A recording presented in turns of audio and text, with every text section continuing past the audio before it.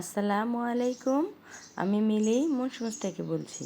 মিলি কিচেনে আপনাদের আরেকবার স্বাগত জানাই। আশা করি আপনারা সবাই খুব ভালো আছেন। আজকের পর্বে আমি আপনাদের করে দেখাচ্ছি একেবারে বাসায় থাকা কমন উপকরণ দিয়ে রেস্টুরেন্টের মতো মজাদার চিলি চিকেন। আজকে আমি চিলি চিকেন রান্না করেছি একেবারে বাসায় থাকা কমন উপকরণ দিয়ে। এখানে আমি কোনো প্রকারের বাটার ইউজ করিনি, তারপরও খেয়ে মনে হবে যেন রেস্টুরেন্টের মতো মজাদার চিলি চিকেন। এই চিলি চিকেন রেসিপিতে থাকছে একজন গৃহিণীর টিপস অ্যান্ড ট্রিক্সে একেবারে ঘরোয়া পদ্ধতিতে রেস্টুরেন্টের মতো মজাদার চিলি চিকেন। এখন চলে যাচ্ছে রান্নায়। এখানে আমি একটি কক মুরগিকে রেগুলার কাট করে কেটে নিয়েছি। আপনারা চাইলে আপনাদের পছন্দ অনুযায়ী কেটে নিতে পারেন। আমি চিকেনটাকে ভালো করে ওয়াশ করে নিয়েছি। এখন আমি চিকেনটাকে ম্যারিনেট করে নিচ্ছি। ম্যারিনেটের জন্য প্রথমে এখানে আমি দিয়ে দিচ্ছি স্বাদ মতো লবণ। সাথে এখানে দিয়ে দিলাম 2 টেবিল চামচ পরিমাণে আদা রসুনের পেস্ট।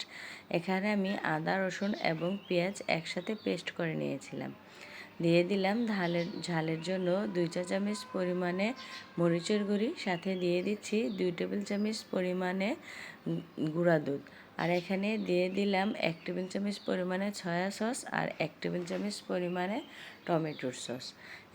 এখন আমি সম্পূর্ণ উপকরণগুলোকে হাত দিয়ে ভালো করে মেখে নিচ্ছি। এখন আমি হাত দিয়ে চিকেনগুলোকে ভালো করে ম্যারিনেট করে নিচ্ছি যেন মশলাটা ভালো করে চিকেনের গায়ে লেগে যায়। আর আমার ম্যারিনেট করা হয়ে গেলে এখন চিকেনগুলোকে রেস্টে রেখে দেব 2 ঘন্টার জন্য। চিকেনগুলোকে আমি নর্মাল ফ্রিজে 2 ঘন্টার জন্য রেস্টে রেখে দিয়েছিলাম। তাহলে কি হবে, মশলাগুলো সম্পূর্ণভাবে চিকেনের ভিতরে ঢুকে যাবে। এখন আমি চিকেনে দিয়ে দিচ্ছি 2 টেবিল চামচ পরিমাণে কর্নফ্লাওয়ার দিয়ে চিকেনটাকে আমি আবারও ভালো করে হাত দিয়ে ম্যারিনেট করে নিচ্ছি। এই পর্যায়ে যদি মনে হয় যে আরও কর্নফ্লাওয়ার দিতে হবে, তাহলে কিন্তু কর্নফ্লাওয়ার দিয়ে চিকেনটাকে ভালো করে মাখো মাখো করে ম্যারিনেট করে নেব। কিন্তু অতিরিক্ত পরিমাণে কর্নফ্লাওয়ার দেওয়া যাবে না, যেন চিকেনের গায়ের প্রলেপটা একটু মোটা হয়ে যায়। চিকেনের গায়ে প্রলেপটা যেন পাতলা থাকে, এরকমভাবে কর্নফ্লাওয়ারটা দিয়ে মেখে নিতে হবে। আপনারা আপনাদের মাখার সময় সুবিধা অনুযায়ী কর্নফ্লাওয়ার দিয়ে নেবেন। এখন আমি ভালো করে চিকেনটাকে ম্যারিনেট করে নিলাম। এখন হচ্ছে চিকেনটাকে ভাজার পালা। এখন আমি চিকেনটাকে ভেজে নেব। এই তো আমি আপনাদের দেখিয়ে দিচ্ছি চিকেনের গায়ে কর্নফ্লাওয়ারটা কত পাতলা করে মাখা হয়েছে। এটা কিন্তু ভাজার পরে আরেকটু ভারী হয়ে যাবে। আর এখন আমি চিকেনগুলোকে ভাজার জন্য চুলায় একটি প্যান বসিয়ে দিলাম। এখানে দিয়ে দিচ্ছি তেল। আর চিকেনগুলো ভাজার জন্য কিন্তু তেলের পরিমাণটা একটু বাড়িয়ে দিতে হবে, যেন চিকেনগুলো ডুবে থাকে। এই তো এখন আমি এক এক করে চিকেনগুলো ভেজে নিচ্ছি। চিকেনগুলো ভাজার সময় চুলার হিটটা মাঝারি হিটে রাখতে হবে, মানে হাই হিটে ভাজা যাবে না, তাহলে চিকেনগুলো উপর থেকে পুড়ে যাবে আর ভিতর থেকে চিকেনটা কাঁচা থেকে যাবে। তাই মাঝারি হিটে ভেজে চিকেনটাকে ভালো করে ক্রিস্পি করে ভেজে নিতে হবে। আর খুব সুন্দর একটি কালার না আসা পর্যন্ত চিকেনগুলোকে ভেজে নিতে হবে। এখানে গোল্ডেন কালার করে চিকেনগুলোকে আমি একে একে ভেজে নিচ্ছি। এই তো আমার চিকেনগুলো ভাজা হয়ে গেছে। এখন আমি অন্য একটি পাত্রে চিকেনগুলোকে উঠিয়ে নিচ্ছি। আপনারা চাইলে চিলি চিকেন নানান রকম সবজি দিয়ে রান্না করতে পারেন, আবার এইভাবে মানে বাসায় থাকা কমন উপকরণ দিয়েও রান্না করতে পারেন।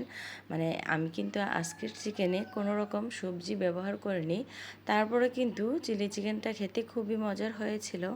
আসলে কি, বাসায় বাচ্চারা হঠাৎ মানে হুটহাট করে বলে ফেলে যে এটা খাবো ওইটা খাবো, কিন্তু সব সময় কিন্তু সব উপকরণ আমাদের বাসায় থাকে না। তাই আমি আপনাদেরকে একেবারে সহজ পদ্ধতিতে চিলি চিকেন রান্না করে দেখাচ্ছি, যেন যখনই বাচ্চারা বায়না করবে তখনই আপনারা এই চিলি চিকেনটি তৈরি করে দিতে পারবেন। চিলি চিকেন রান্নার জন্য এখানে আমি একটি সসের গ্রেভি তৈরি করে নিচ্ছি। একটি পাত্রে দিয়ে দিলাম 1 টেবিল চামচ পরিমাণে সয়া সস আর 2 টেবিল চামচ পরিমাণে টমেটো সস। এখন এখানে আমি পরিমাণ মতো পানি দিয়ে সসগুলোকে আমি মিশিয়ে নিচ্ছি। আর এ পর্যায়ে আমি এখানে দিয়ে দিচ্ছি 2 টেবিল চামচ পরিমাণে কর্নফ্লাওয়ার। কর্নফ্লাওয়ার দিয়ে সবগুলো উপকরণ আমি ভালো করে মিশিয়ে নিচ্ছি। এই মিশ্রণটা আমি এক পাশে রেখে দেব। এই মিশ্রণটা আমি চিলি চিকেন রান্নার জন্য ব্যবহার করব। এই তো আমার চিকেনগুলো ভাজা হয়ে গেছে। এই পর্যায়ে আমি চিকেনগুলো নামিয়ে একটি পাত্রে উঠিয়ে নিচ্ছি। এখন একটি প্যানে আমি চিলি চিকেনের গ্রেভিটা তৈরি করে নিচ্ছি। চুলায় একটি প্যান বসিয়ে দিয়ে দিলাম চিকেনের অবশিষ্ট তেল। আপনারা অবশ্যই এখানে চিকেনের অবশিষ্ট তেলটা ব্যবহার করবেন। এই পর্যায়ে এখানে দিয়ে দিচ্ছি একটি রসুন কুচি। রসুনটা আমি ভালো করে কুচিয়ে নিয়েছি। এখন রসুনটাকে আমি হালকা লাল গোল্ডেন করে ভেজে নিয়েছি।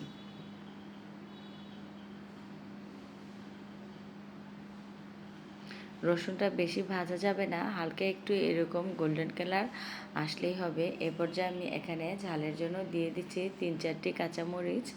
ঝালটা অবশ্যই আপনারা আপনাদের পছন্দ অনুযায়ী দিবেন। এ পর্যায়ে কিন্তু রসুন এবং কাঁচামরিচের খুব সুন্দর একটি স্মেল ছড়াচ্ছে। এ পর্যায়ে এখানে দিয়ে দিচ্ছি সসের মিশ্রণটা, আর সাথে দিয়ে দিলাম স্বাদমতো লবণ। লবণটা অবশ্যই বুঝে শুনে দিতে হবে, কেননা এখানে সয়া সস আছে। এখন আমি সম্পূর্ণ মিশ্রণটাকে ভালো করে বলক উঠিয়ে নিচ্ছি। যখন এইভাবে ভালো করে বলক উঠে যাবে এবং 3-4 মিনিটের মতো জাল করে নিতে হবে। এ পর্যায়ে এখানে মিশিয়ে দিচ্ছি ভেজে রাখা চিকেনগুলো আমি ম্যারিনেট করে 2 ঘন্টার মতো রেখেছিলাম এবং চুলার হিটটা লো হিটে রেখে চিকেনগুলোকে আমি ভালো করে ভেজে নিয়েছি। তাই এ পর্যায়ে চিকেনগুলো মানে বেশি সিদ্ধ করার কোনো প্রয়োজন নেই, ওভারকুক হলে খেতে ভালো লাগবে না। এই তো এখন আমি সসের মিশ্রণের সাথে চিকেনগুলো ভালো করে নাড়াচাড়া করে মিশিয়ে নিচ্ছি।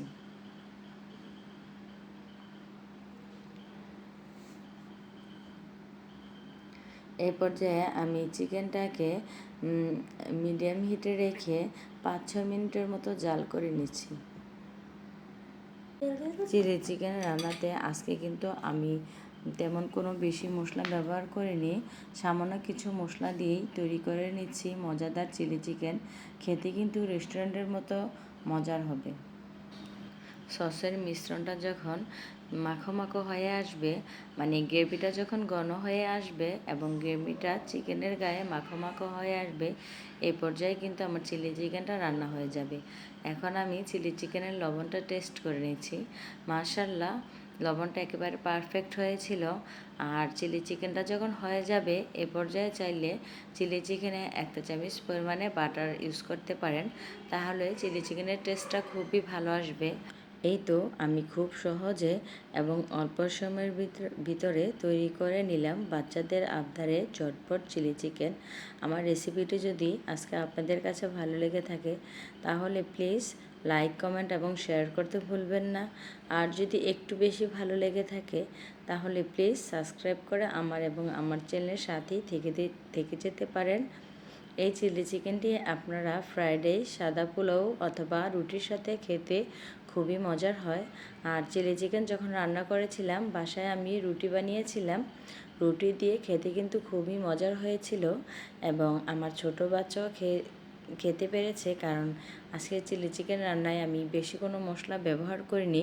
খুবই সামান্য মশলা এবং সামান্য ঝালে চিলি চিকেনটি রান্না করেছিলাম, তাই আমার ছোটো বাচ্চাও খেতে খুবই পছন্দ করেছিল। ভিডিওটি ভালো লাগলে অবশ্যই সাবস্ক্রাইব করে পাশেই থাকবেন। বিদায় নিচ্ছি, আল্লাহ হাফেজ। আবারও দেখা হবে নতুন কোনো সহজ রেসিপি নিয়ে।